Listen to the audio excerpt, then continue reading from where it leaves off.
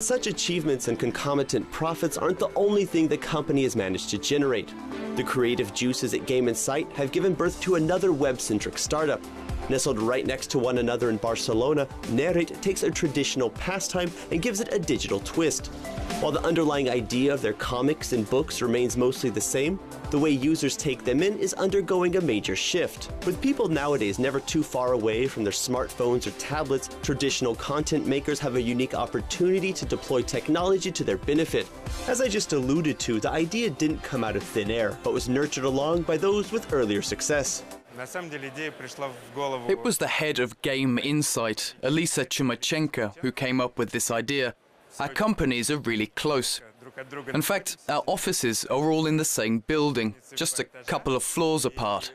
One day, Elisa and the other two co-founders of our company were discussing plans for the future and came up with the idea to go into interactive content. We know how to create great games, so let's try something new. We caught up with the team at their Moscow office to see just what's possible and how it could be changing how many people interact with traditional forms of media. Now, they're not trying to totally reinvent the wheel here. What they are attempting, however, is to incorporate new ways to keep people engaged in a distraction-filled world.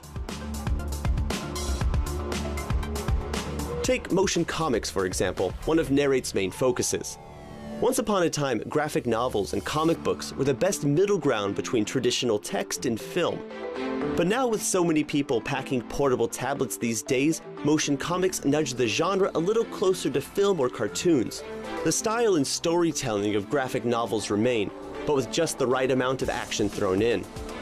To create the content for these motion comics, NARR8 has called in the services of some of Russia's top sci-fi authors, giving them a chance to see their stories come to life before their very eyes as well.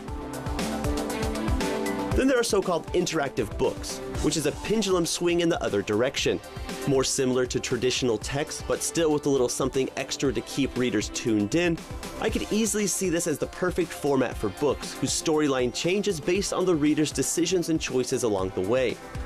With an eye on a wide international audience, NARR8's novels can be found in 4 languages: Russian, English, Spanish, and Korean.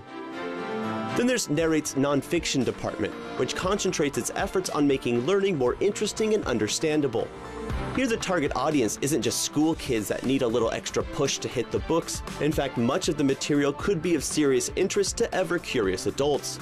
Imagine combining an explanatory video clip along with a science or history lesson, or perhaps a fun game or activity to reinforce whatever the reader just took in. With its growing audience and the demands for new content that brings with it, the guys here at NARR8 have a very different environment from traditional publishers. Очень похоже на телеканал. It's a lot like a TV channel.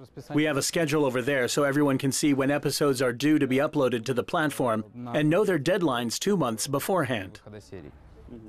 From start to finish, it's a pretty labor-intensive operation.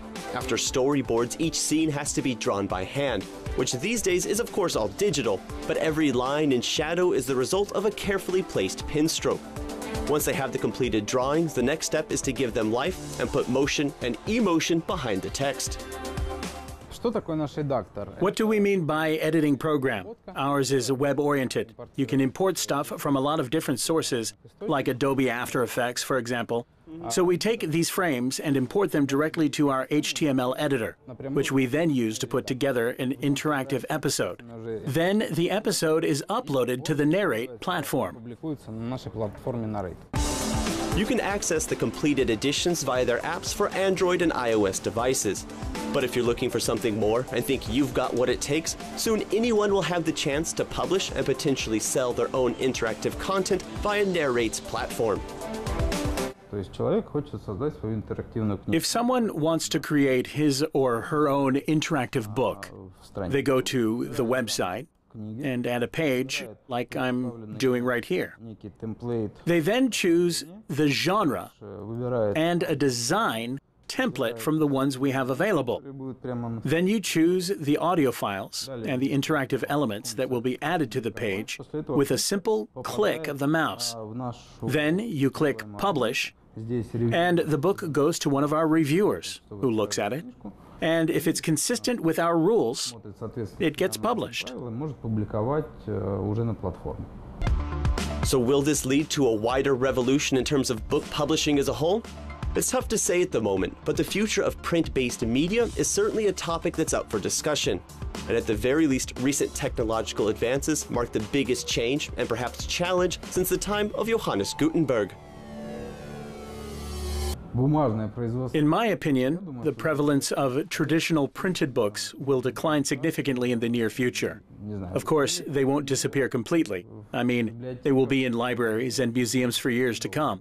But it won't be like it was, say, 20 years ago.